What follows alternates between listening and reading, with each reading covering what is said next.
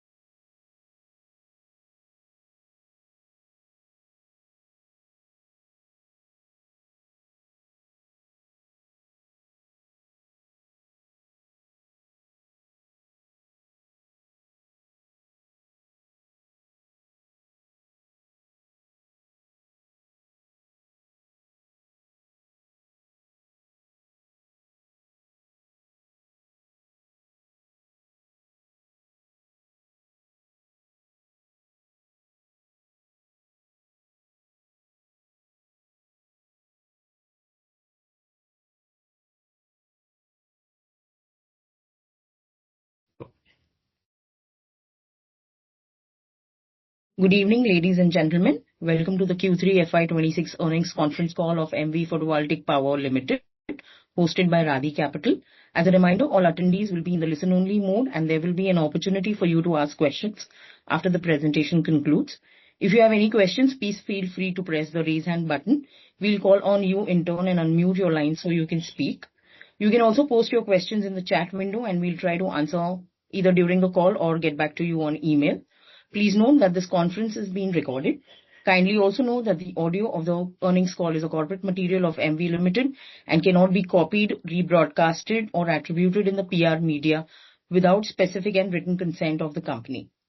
Please note that anything said on this call that reflects the outlook towards the future, which can be construed as a forward-looking statement, must be reviewed in conjunction with the risk that the company faces. A copy of the disclosure is available on the investor relations section of the website as well as on the stock exchanges. To give you an in-depth understanding of the company and answer all your queries, we have from the management side today Mr. Manjunatha DV, Chairman and Managing Director, Mr. Suhas Donti Manjunatha, President and CEO, and Mr. Pawan Kumar Jain, Chief Financial Officer. I now hand over the conference to Mr. Manjunatha for his opening remarks. Thank you, and over to you, sir. Thank you. Good evening, everyone, and thank you for joining Emmvee's Q3 Financial Year 26 earnings call. Our Q3 was a strong quarter for us on both performance and execution. We delivered healthy financial results, supported by stable operation across our facilities. At the same time, we continue to build the foundations for the next phase of growth, which capacity addition and progress in integration. At a headline level, we reported total income about INR 11.7 billion, EBITDA of about 4.1 billion, with margin around 36%, and profit after tax of about 2.6 billion. These outcomes reflect the combination of scale, operations discipline, and value of our integrated operational models. On the operation side, we commissioned 2.5 gigawatt of module line at Sulibele, taking our aggregate module capacity of 10.3 gigawatt. We also completed the land payment and also acquired the land which is planned for 6 gigawatt of integrated cell and module facility at Devanahalli. And the project work is progress in line with our plan, and all our financial also has been closed for this purpose. We ended the quarter with an order book of 9.3 gigawatt of as on 31st December 2025, including a 4.5 gigawatt of multi-year TOPCon cell order. This provides a good visibility as we ramp up capacity. With that overview, I will now hand over to Suhas, who will take you through the financial and operation details. Thank you, Chairman, and good evening, everyone. I will summarize the key financial and operating highlights for Q3 FY26. For the quarter, revenue from operations was 1,152.3 crores. That is up by 118% year-on-year and up 2% quarter-on-quarter. Total income was 1,167.9 crores, up by 117% year-on-year. Gross profit was 543.8 crores with a gross margin of about 47%. EBITDA for the quarter was 413.4 crores, up 105% year-on-year, with an EBITDA margin of 35.9%. Profit after tax was 263.6 crores, up 166% year-on-year, with a PAT margin of 23%. A few line items to note. Finance cost was 33 crores, and that was lower than the previous quarter, which is subsequent to the loan repayment. Depreciation was 74 crores, reflecting the expanded asset base as new capacity is commissioned. For 9 months of FY 2026, revenue from operations was 3,311.1 crores. EBITDA was 1,163.3 crores, and profit after tax was 689.2 crores, indicating strong performance through the year so far. On operations, we commissioned the new 2.5 gigawatt module line in the quarter. Installed module capacity is now 10.3 gigawatt, and cell capacity stands at about 2.94 gigawatt. Q3 production was about 737 megawatt of modules and about 412 megawatt of cells, with utilization of approximately 43% for modules and 76% for cells, reflecting ramp-up and product mix. Finally, as of 31st December 2025, our order book was about 9.3 gigawatt, including the 4.5 gigawatt multi-year top Concall order. That covers the highlights, and we are happy to take any questions and answers.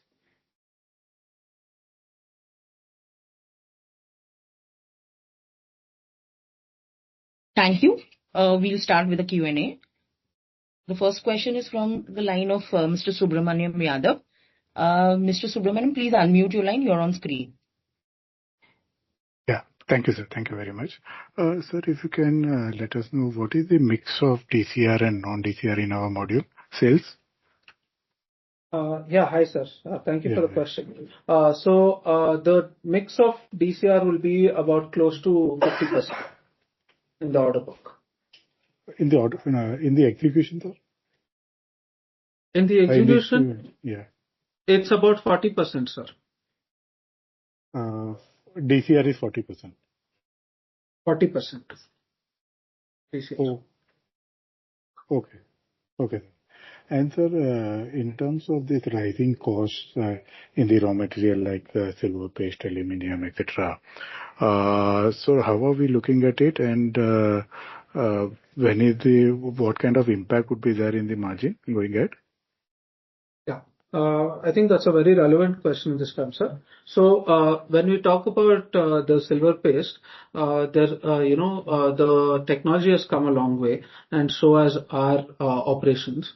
For example, today the silver paste what we are consuming, we were consuming about double the silver paste per cell when we started the line in September.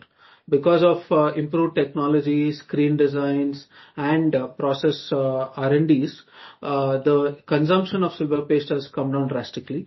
And the targeted consumption of silver paste is 40% to be coming down another 40%. There is an opportunity. This is what we have seen even in China.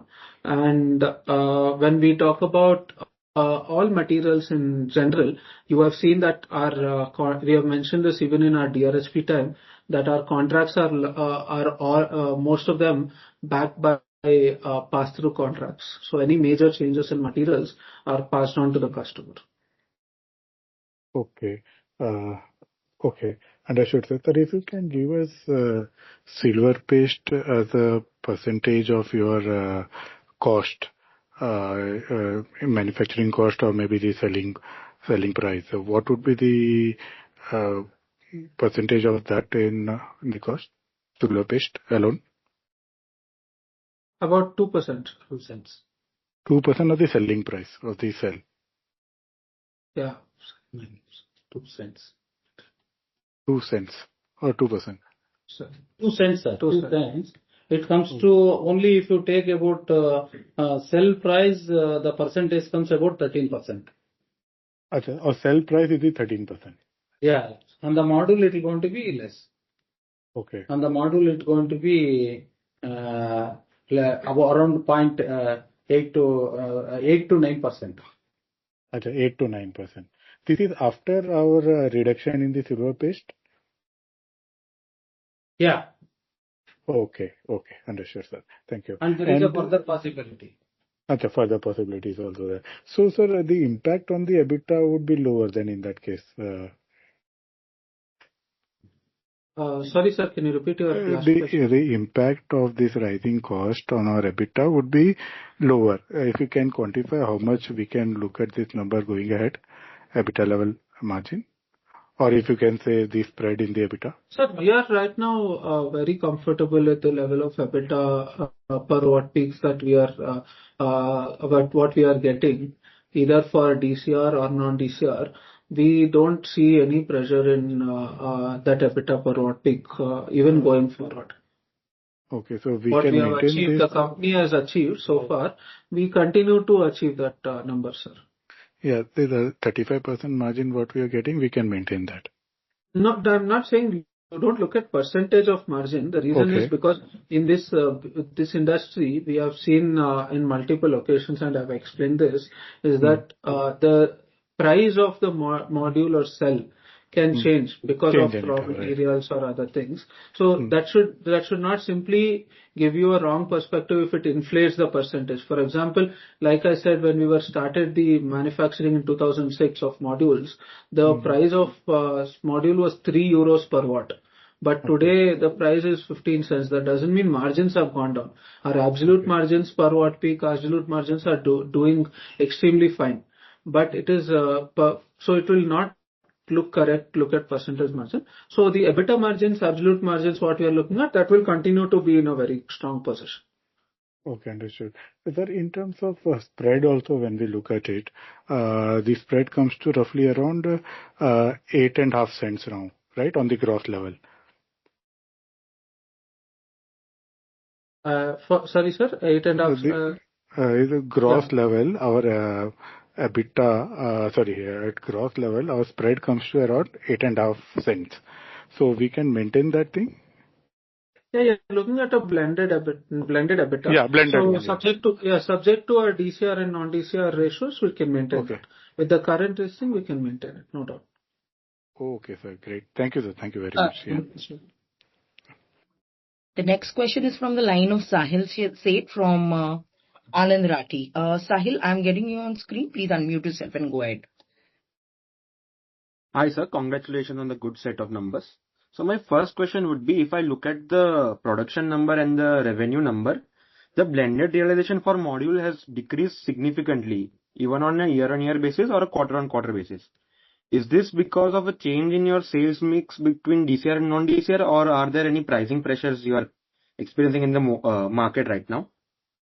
No, you're absolutely right. I mean, there is no pricing pressures in the market, which basically is seen by our EBITDA that we have shown. It is because of the percentage mix of your DCR and non-DCR. So currently we have 40% of revenue from DCR. So earlier in the previous quarter, was it higher? Yes. Which has led to the increase? Sir, here what we are looking at is what we are discussing is the production numbers. The sales, what will happen is it's that is something that we usually don't disclose the percentage of DCR and non-DCR, because it's competition wise, it is a sensitive information which no peers are also disclosing today. Okay. And recently we also got a 4.5 gigawatt cell order. So going ahead, what would be our strategy? Like how much percentage of our capacity would be used for captive consumption, and how much would be used to cater to third party? Most of our capacity will be used for captive consumption. So third-party catering will be limited. Even if you see this 4.5 gigawatt of cell is spread over 5 years. So when we are having a capacity of 8.9 gigawatt of capacity, this is a very marginal number. Okay. And what are your thoughts on the recent news on China uh, removing the rebate for the exports by Chinese manufacturers? How would it So this affect is us? This is not something new, sir. I mean, initially it was about 18% rebate was there. That had come down to 13%. Then it came down to 9. Today they're saying 0. So the market adaptability will happen based on that. And of course, like, overall sense perspective, it can be treated as an advantage to Indian manufacturers, because overall gap between the Chinese modules and the Indian modules will be narrowed down. But this really doesn't matter much. There's not going to be any Wouldn't our significant raw impact. material cost also increase? Not necessarily. That's what I was telling. What happens is, like, one is like, yeah, even if there is any increase, it happens to be passed through. And number two, what happens is, like, in China, it is the price that they decide to set. It has not really mattered on this, right? Like, we have seen this in the past when there was no BCD, for example, in India. The difference between Chinese price and India price was hardly less than 1.5 cent, where China was cheaper than that India. But after 44% BCD, also the price difference was same. So math really doesn't really like fit in here. It is something time will have to tell. But again, in our perspective, we have passed through when it comes to non-DCR orders to large key account customers that we cater to in usual sense. Okay, sir. Thank you. Thank you, sir. Thank you. The next question is from the line of Abhi Sehgal from Singularity MC. Abhi, I've got you on screen. Please unmute yourself and. Hi, sir. Congrats on the great set of numbers. I have a two-part question. First being, can you share some light on the current DCR pricing, and where do you see the trend going, let's say, in the next year, by the next year, same time? And second being, you mentioned by FY28, you will have around 16.3 gigawatts of module and 8.9 gigawatts of cell. That would give you around 3 gigawatts of excess module. So do you think around FY28, 29, there would be still some module-only demand in the market? So, thank you, sir. Thanks for the question. The first question, about the DCR price realizations. DCR price realizations today are about 24.5 cents per watt. When we're looking at on a significantly decent size of orders, I'm not talking about like retail spot orders. That will be on a much higher price realization. This is on a bulk order basis. It's about 24.5 cents. And when we look at that pricing that we have not seen so far change downwards, but Okay. But again, our efficiencies are increasing, and our cost economics are getting better. That is one thing that's significantly helping, which you can see, because in our efficiencies, if you see, we started off with 24.5% efficiency. Today we're at 25.2% efficiency, and that is a growth that we have seen. Next is and then then we are going to moving to your next question, which is about the gap between module and cell. So this, if you see that it's kept intentionally. Basically, 60 module capacities have a tendency of peak utilization to be at 60 to 65%, whereas cell will be about 85 to 90%. The reason is, what happens is, in module it's an inline production, whereas cell is a batch production. Module is a made to order product, whereas cell is a made to stock product. So for these reasons, we have made sure that we keep our module capacity slightly higher than cell capacity so more or less effectively my production will be similar, where I'll have almost 100% of the cells for my module capacity. So you're saying cell would be at 80% of the nameplate capacity, 80% utilization of nameplate capacity. 85 to 90% of the effective capacity. Effective. Then it would be lower in terms of nameplate capacity, right? Around 70%. Correct. But then also you have some. Depending on what technology the market is using at that time. For example, today we are using at M10. Soon we are going to be transitioning to G12R, where the effective capacity and the main nameplate capacity difference is lesser. So in case by 2028, if the market decides to move in the direction of G12, that time there will be no difference between nameplate and effective capacity. That time it will be full 85% utilization to 90% utilization can be achieved of the nameplate capacity. It would be the same. Your module production and cell production would be the same, broadly in line. Yeah, broadly in line. And that even the whole idea is like the cost of module production on a little higher, let's say half gigawatt to 1 gigawatt is something that it would not hurt at all.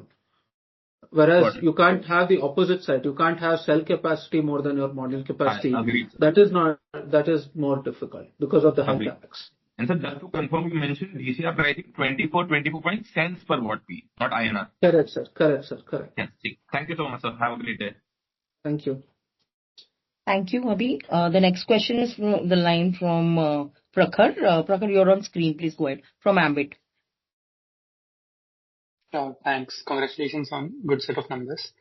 So two questions. One is, firstly, on the order book, if I see we've got this 4.5 gigawatt cell order, but bearing that on non-DCR or DCR modules, there has been very limited growth even in the first 9 months of the year.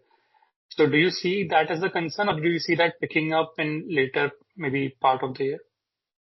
So the inflows, if you see, is going well. For example, if you're looking at if you're looking at the 9 months, for example, if we have grown, we have seen an increase in we are not only seeing the increase in order book, but we are also seeing that the orders have been executed to that tune. So we have executed so much orders, and still we have added capacities. So if I think we have ordered the order book. Yeah.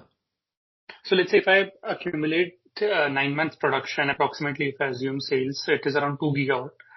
And by March, we already had around 5 gigawatt of order book of modules because we didn't have cells.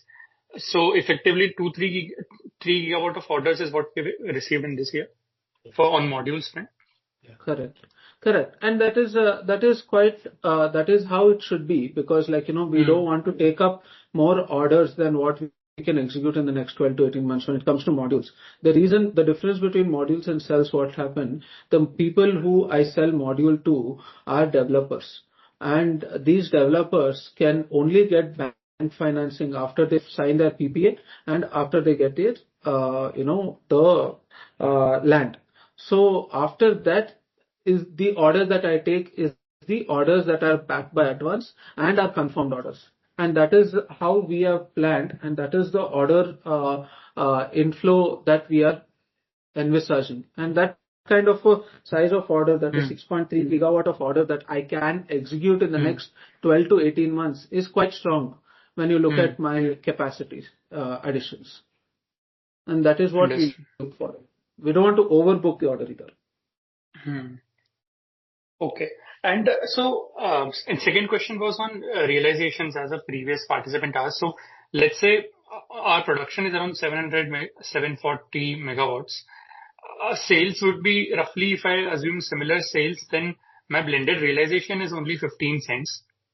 I get there will be mix of DCR and non-DCR, but even on a blended basis, if I let's say assume all non-DCR, still it is coming out to be only 15 cents. So what is the disconnect? Is it that the sales is lower, or maybe some inter-segment elimination, or how to read the realization number from top line?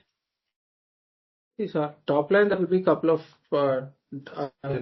so there'll be a couple of different things. I mean, one is it's difficult to read that way, because what will happen is your cells, you'll do individual cell sales.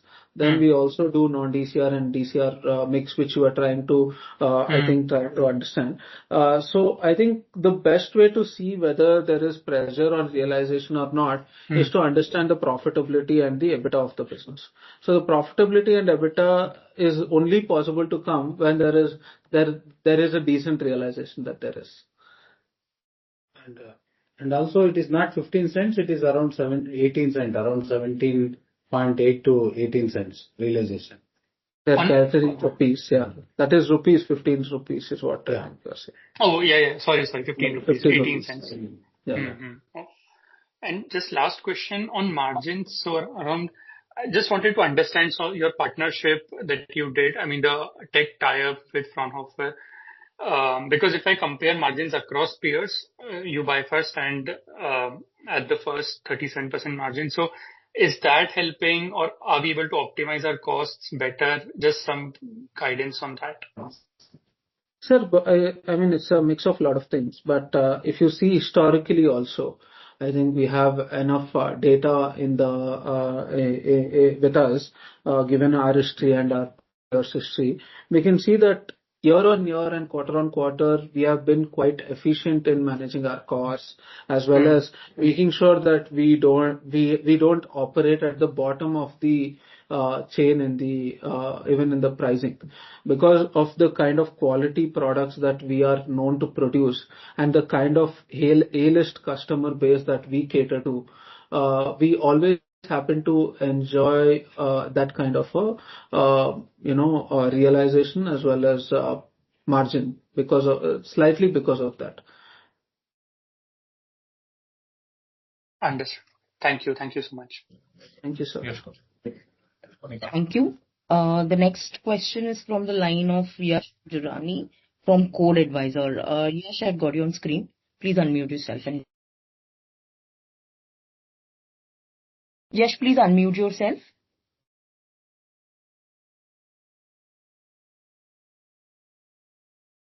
We'll take the next question. Next question is from the line of Sarang from Vimana Capital. Sarang, please unmute yourself and go ahead.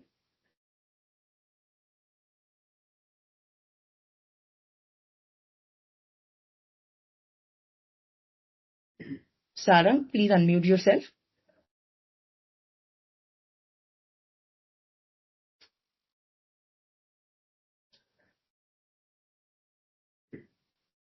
So please check from our end, is there an unmute issue? Because they are mentioning they are not able to unmute. Yeah, just one second. We'll take next question from the line of Udit from Pinpoint X Capital. Udit, can you unmute yourself? Yeah, good afternoon. So, sir, you just mentioned about the DCR panel prices. So what is the difference right now between the DCR cells, the DCR panels, and the non-DCR cells and panels? And do you see any pricing pressure on these?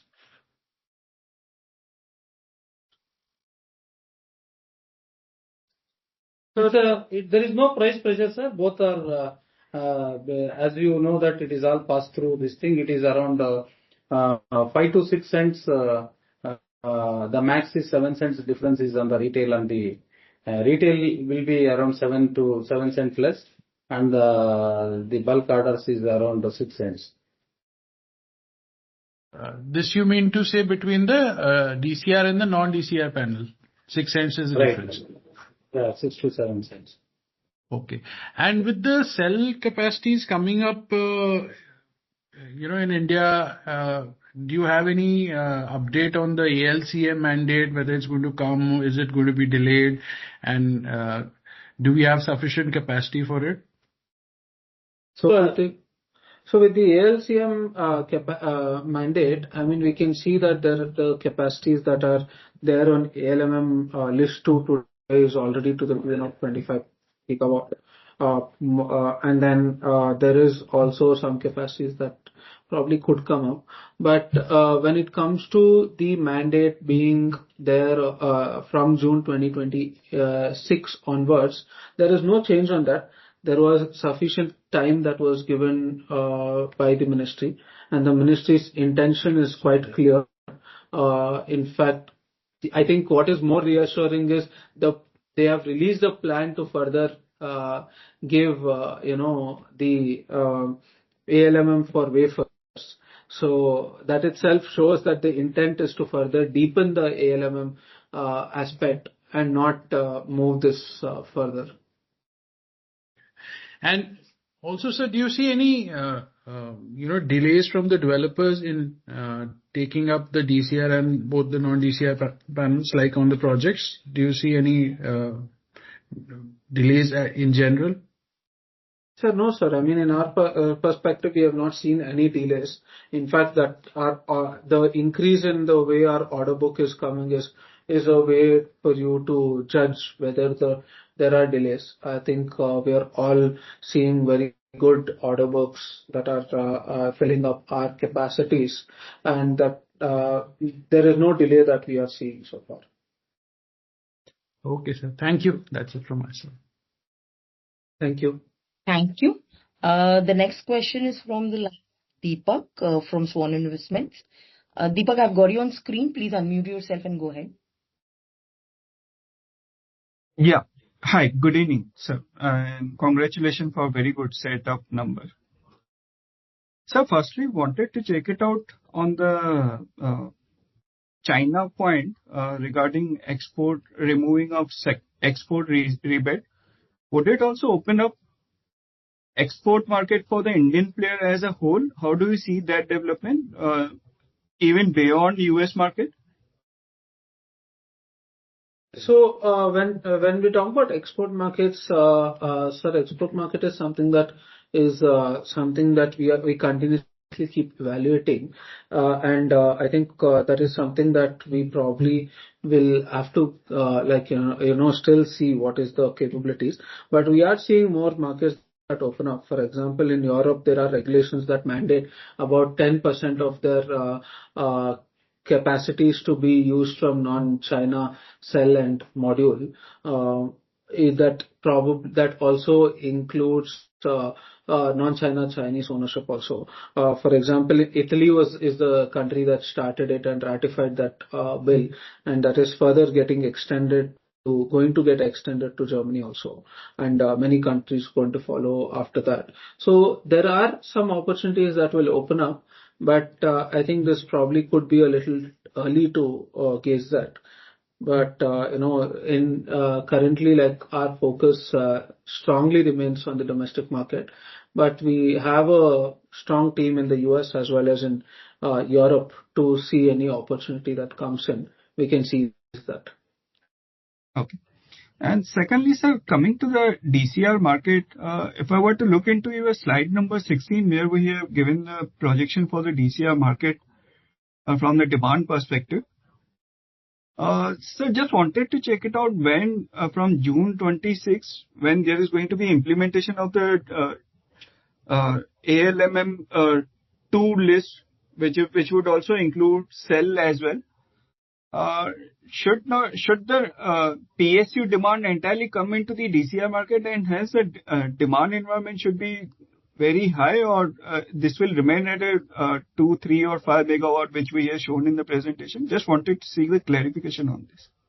So basically, let's see this is on a conservative side. What's important to see is that there are many tenders that have already happened before August 2025, and any tender that are taken place before August 2025 that are exempted from this ALMM list 2, which is the DCR. Sure.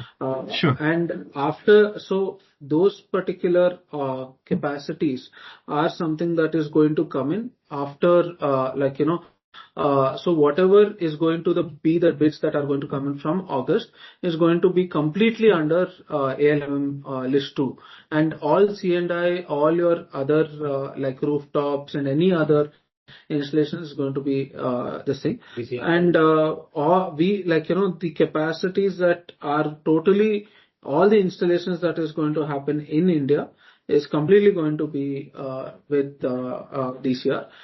But I think you understand that the data that we put in our presentation are publicly available data, and to the tune of best extent that is representing the market, that is what we have put in the numbers.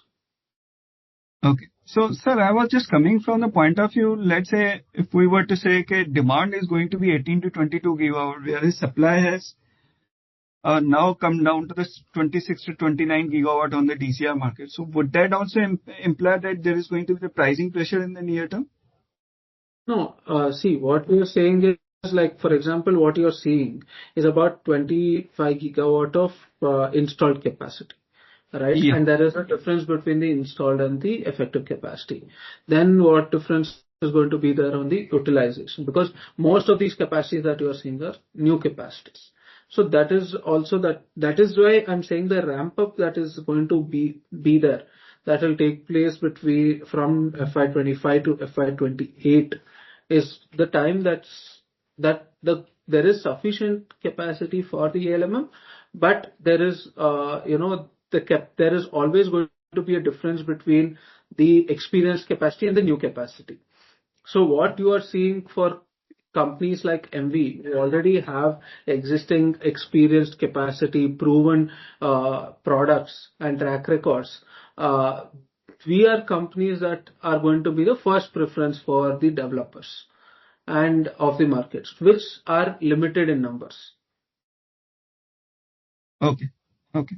And sir, just wanted to check it out on the utilization factor which is given in the presentation. If I were to calculate cell capacity based on 2.9 gigawatt, the production number and utilization number, the usual cell production would have been should have been higher. So, whereas in the presentation it is given at 412 megawatt.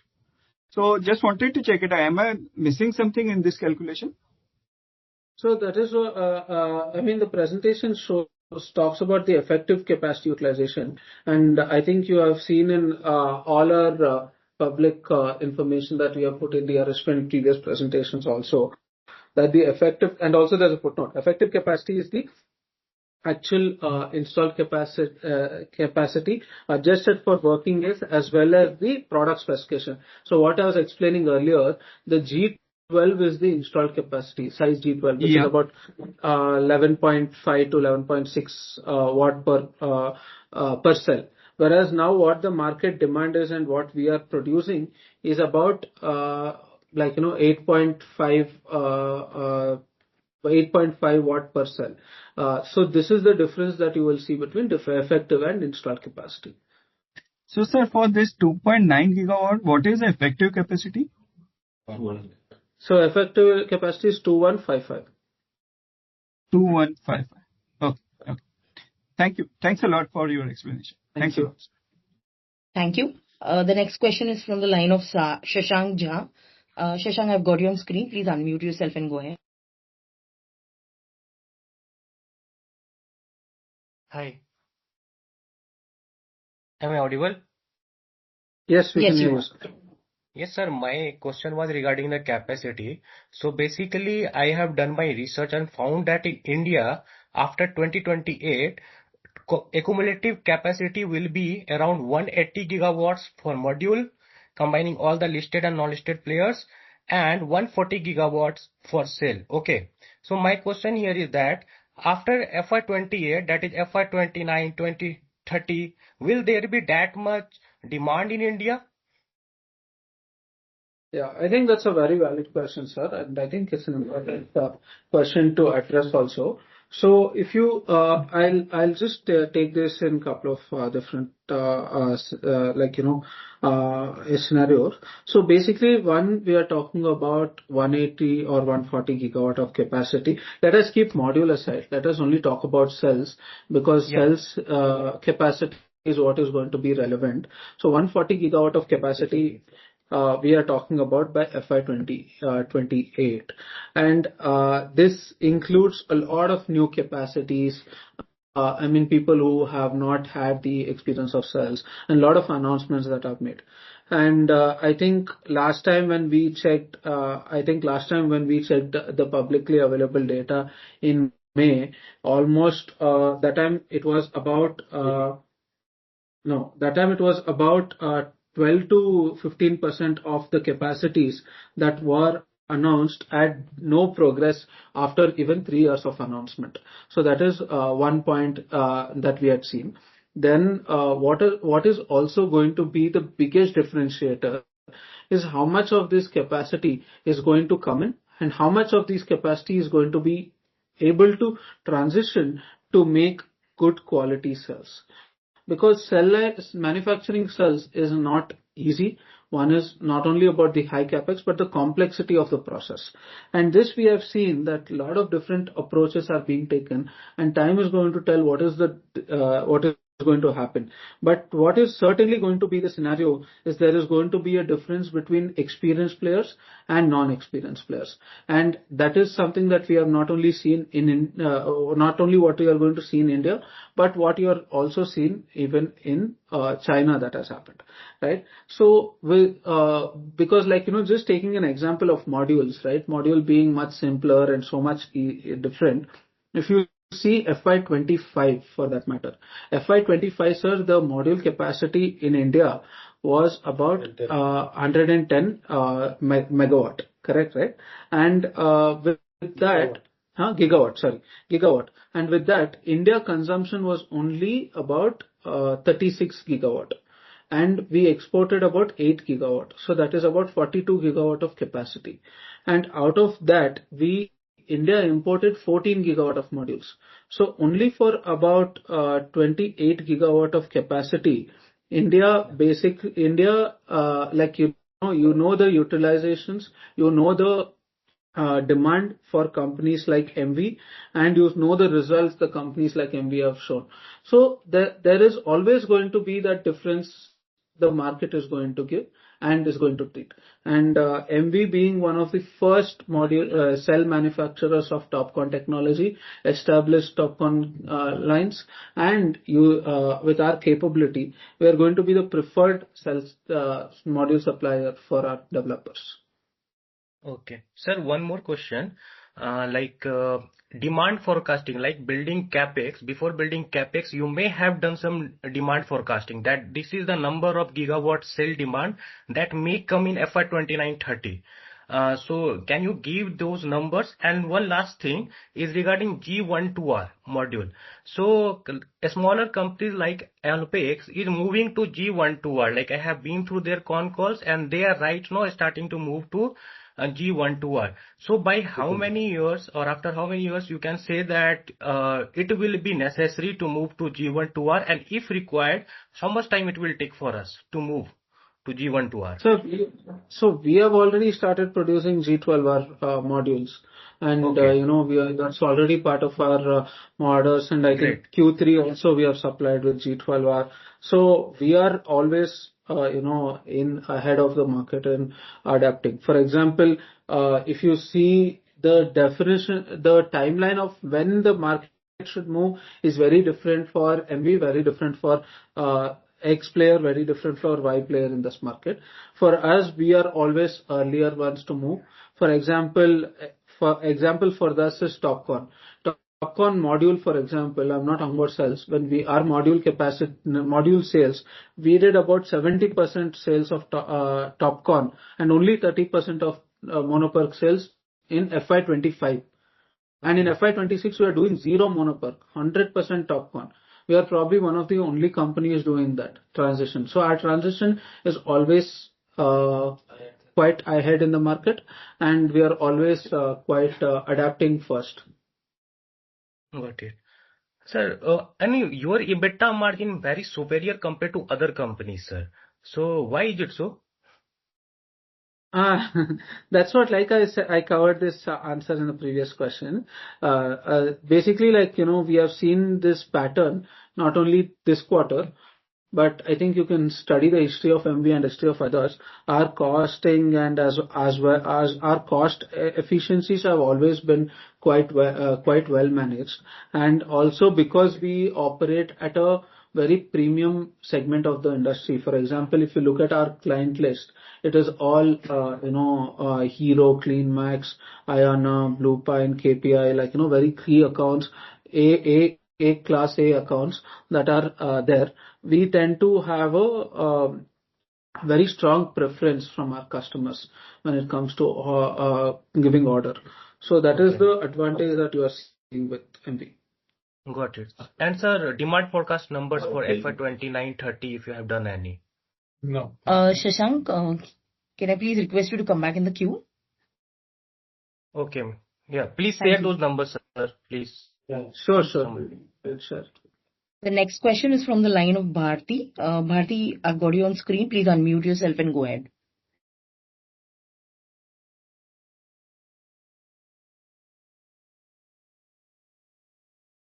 Bharti?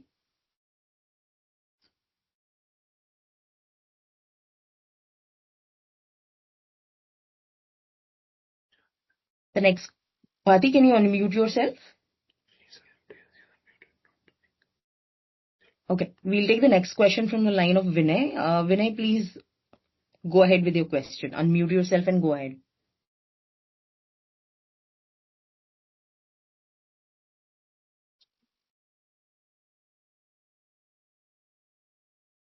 Hello.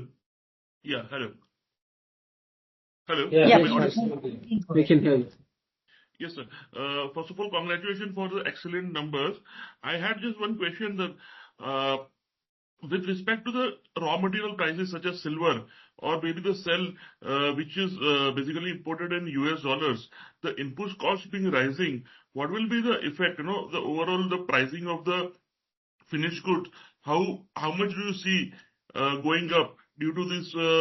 Also, due to this China rebate cut, there must be some kind of hoarding rush. So all these factors considering, what will be the overall cost that will be going up and the final cost of the products also going up from here? Yeah. Sir, I think basically like the way we look at things, we basically like, for example, USD is something that, for us, it's all passed on, because what happens is all our key contracts, right? We take all key account contracts. Everything is done in US cents. So only at the time of execution, we change it to INR. We bill it in INR. But orders are all taken in US cents. So whatever exchange rate is all passed on to the customer. And when it comes to the rebate, as I addressed this in my previous both rebate and silver price, I've already advised this in my addressed this in the previous answers, but I'll just say it again. Silver, for example, with improved technology, improved process R&D, improved adaptation of the latest screen designs, process, and silver paste, we are able to reduce our silver paste consumption, as in from what we are currently consuming, we used to consume 2 times of that silver paste earlier per cell. So this has all kept the costs in line, where we are not seeing the effect. And we further are aiming to reduce the silver paste consumption by another 40%. So these things will further, like, strengthen our costing. And that is with technology improvement, we are doing this. And, so I hope I've answered your question brief. Yeah. But Thanks a this lot. is Thanks a lot for the Thank you. clarification, sir. One more thing, sir. Are the domestic orders, like you said, KP Green, are these domestic orders fixed price? Can you please speak? Yeah. So this domestic orders, like KP Green, are these fixed price tenders or they are also linked with the dollar price and Sir, most of our orders, especially for key accounts, pretty much like everything is done on US cents, and then they are converted at the time of execution. so the other players, the smaller players, they might be having some kind of impact with the dollars because you are selling in USD, but the players who are solely dependent of Indian market, they must be facing some other little bit challenges, right, sir? If we can Difficult to comment on other people's strategy, but this is how we are doing, sir. Thank you. Thanks a lot, sir. Thank you. Thank you. The next question is from the line of Moksha from Systematics. Moksha, I've got you on screen. Please unmute yourself and go ahead.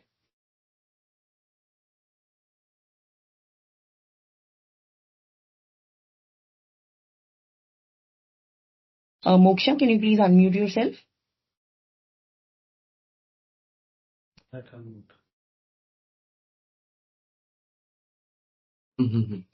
We'll take the next question from the line of Anushka Vora. Anushka, please go ahead. Unmute yourself and go ahead, Anushka.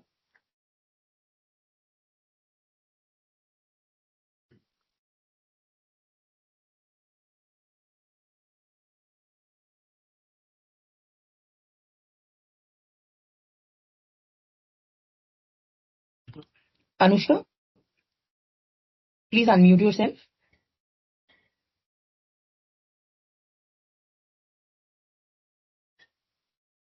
We'll take the next question from the line of Utsav from One Capital. Utsav, please unmute yourself and go ahead.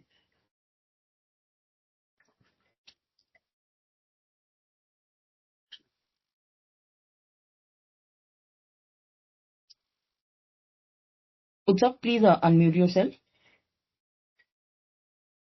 Yeah, thank you. Thank you for the opportunity. Sir, I know silver has been addressed couple of times, but I just want to again get some clarification on it. Let's say 6 months back, silver was around 0.7 cents as part of the total module cost, and today it's close to 2 cents, like you mentioned earlier. Have we taken any price hike in the DCR module segment because of this, or are we absorbing this change in silver price? This number? Hello. 0.7 cents and 2 cents. No, 0.7 cents. I don't know how you got it, that sir, because earlier as also it is around 2 cents only. It is 1.75 to 2 cents. Where you got from the 0.7, I don't know. Because even if you see the consumption of silver paste earlier is around between 185 to 200 milligrams. 20. Today 1 lakh rupees, it comes to 2 cents only. I don't know where you got it, that number. And today also it is come because of our process improvement and the consumption come down. So today, would it be fair to understand it's 9 mg per watt peak, or would it be higher than that? It's lesser than that, sir. It's lesser than that. Yes, 0.83. Understood. And sir, on your customers' end, we keep reading about connectivity delays for utilities. Are we seeing any project delays or any offtake delays from our customers? This is already we have addressed, sir. If you see, whatever the PPAs which is signed and which is the loan sanction, that only we have taken as an order booked one. For us, the cancellation or anything is talking presently, which is not done the PPA yet. So that also still no cancellation has taken place. Sir, even for signed PPAs, there are some delays because of connectivity issues, right?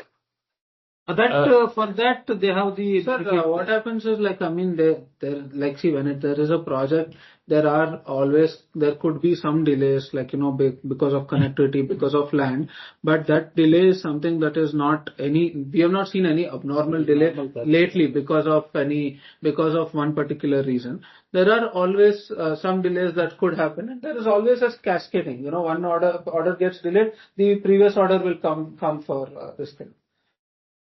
Understood. Thank you so much. Thank you. The next question is from the line of Nikhil Abhyankar. Nikhil, please unmute yourself and go ahead with your question. Yeah. Hi, sir. I just have a couple of questions. So I was just going through your presentation. I saw that your quarter on quarter, the cell production is up by almost 100 megawatts, but it is not exactly reflected in our EBITDA growth. For QOQ, EBITDA growth is around 10, 12 crores. So just can you highlight that? I mean, why exactly is it so? Yeah. So the there is a noise behind. Okay. Nikhil, can you please unmute yourself? There's some background noise. Yeah. Okay.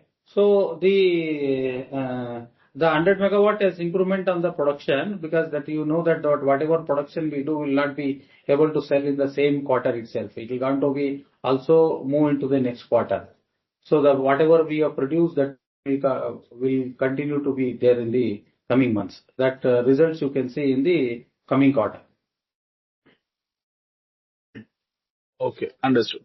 And sir, any outlook on the outlook on utility scale DCR demand? When do you expect it to kick in?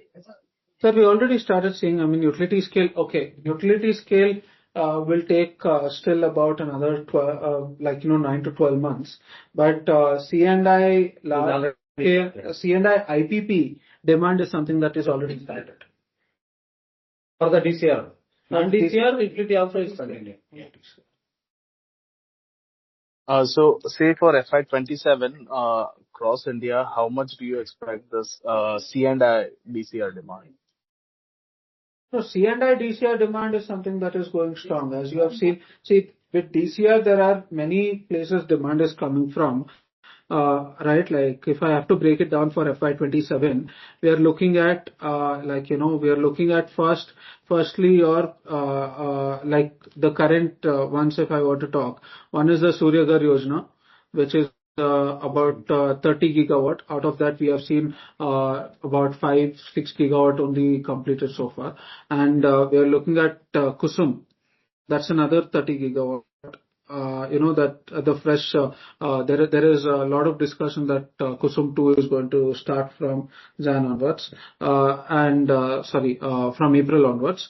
So that is something that we are going to have. Then the C&I demand. C&I demand, if you see in the country today, we are seeing about 15-16 gigawatt that has been completed in a year. Especially we're looking at last year. And this, as C&I has been the fastest growing segment in the solar industry, that could grow further, especially with the adding of data centers and all the new power requirement that's coming from the industry side. Sure. And final question, any plans on adding wafer capacity as of now? Certainly, sir. I mean, wafer is the next transition that we are looking at doing.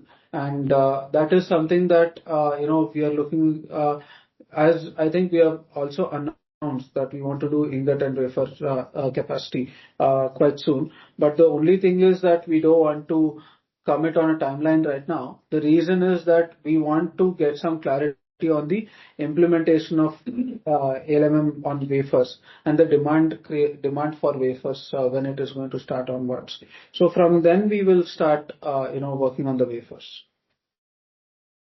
Awesome. Thank you and all the best. Thank you, sir. Thank you. The next question is from the line of Bharti. Bharti, please go ahead with your question. Unmute yourself.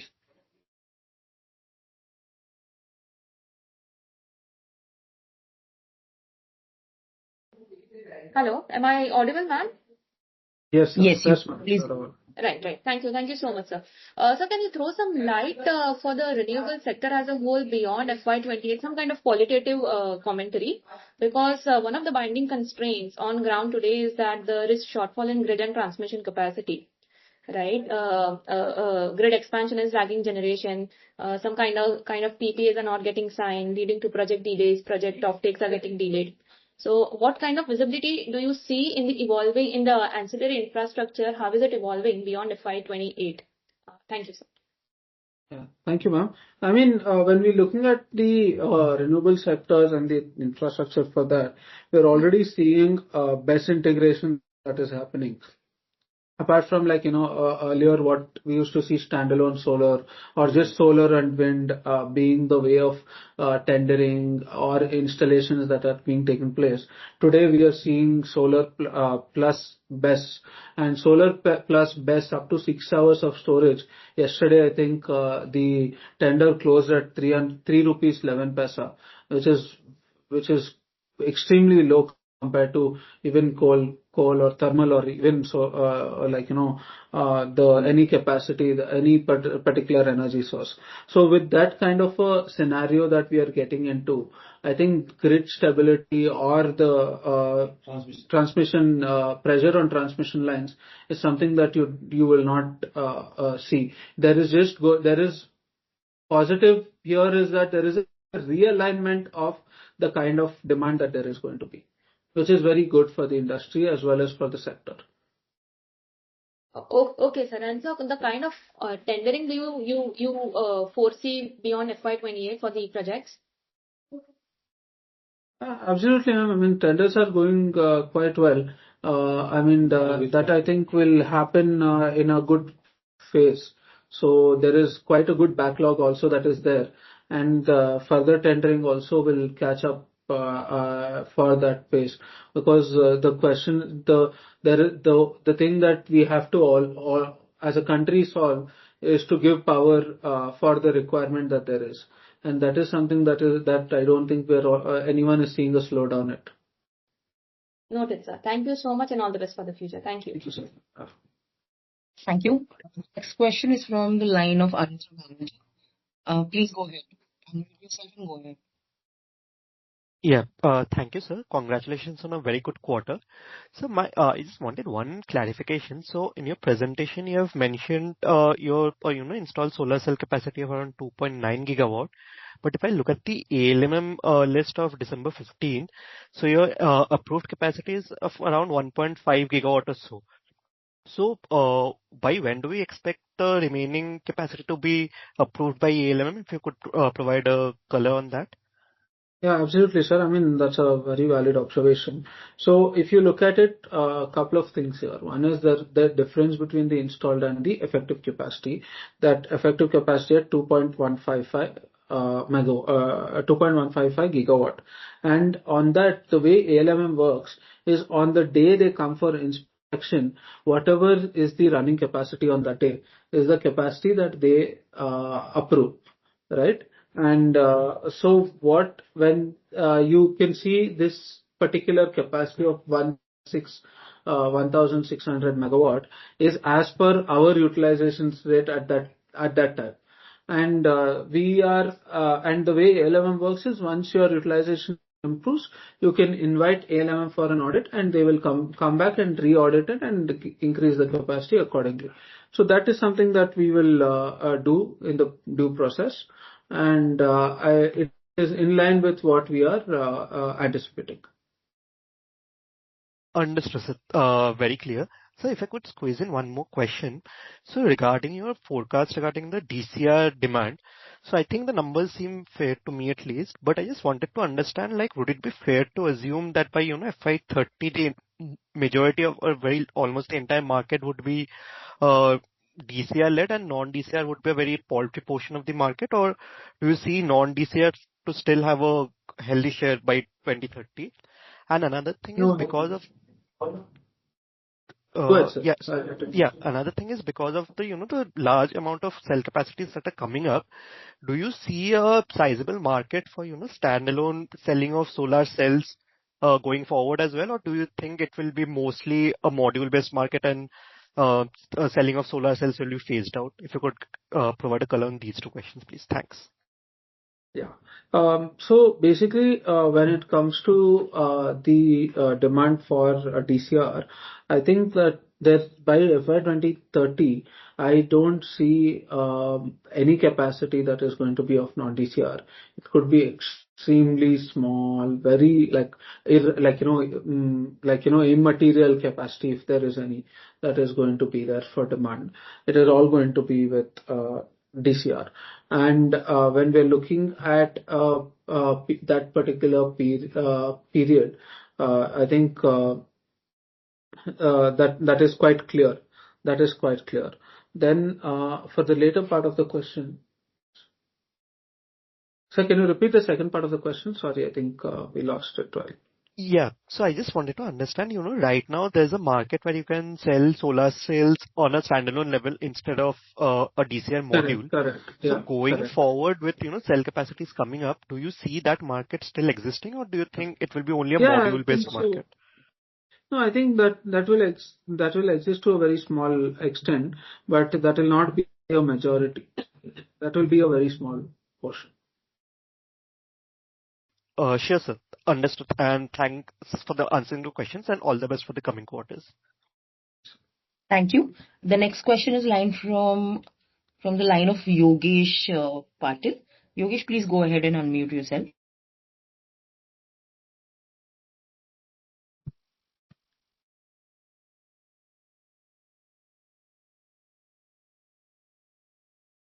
Yogesh, can you unmute yourself? Am I audible? Yes, you are. Please go ahead. Thanks for taking my questions. Sorry, but again, I'm going back to the silver. A small understanding. Silver 185 milligram to 200 milligram in the current consumption per module per cell. Will it be possible for you to provide a silver-based consumption per watt basis, or any thumb rule of silver-based consumption per watt basis? Sir, I mean, so basically the reason why we are not giving you the silver-based consumption per cell or per watt is because these are all done by process R&Ds, and a lot of technical upgradations and material upgradations are taken place. So because of the sensitivity of that information, we would restrict from giving that information out. But maybe there could be a publicly available information that is there, that we can find and send it to you if there is any. But any thumb rule for silver-based consumption per watt basis? Any publicly available data as per your understanding? Cell with it. I mean, so basically, I think what we told that time is that it's about 2 cents. Is the silver paste, the cost of silver paste about per watt. So based on that, you can probably calculate what the consumption levels are at. I think this is something that we told. So the difficult part is that the silver is moving so rapidly on a daily basis. So okay, no worries.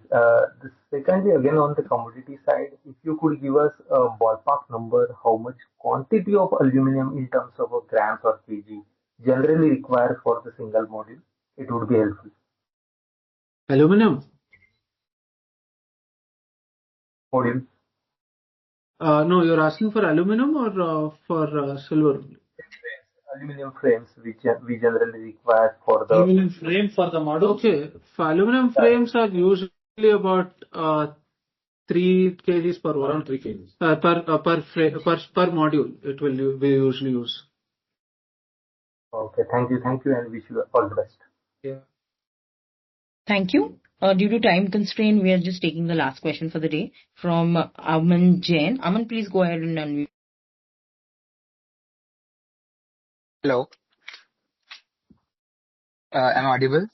Yes, you're audible. Yes, you are. Please go ahead. Yes. Yeah, sir, I understand that we have talked about this quite a few times now about the silver cost, but I just wanted to ask one follow-up question. I mean, in the last 4-5 months, silver cost has more than doubled. And you were saying that with technology advancements, we have reduced silver consumption so much that it has almost negligible effect on our cost.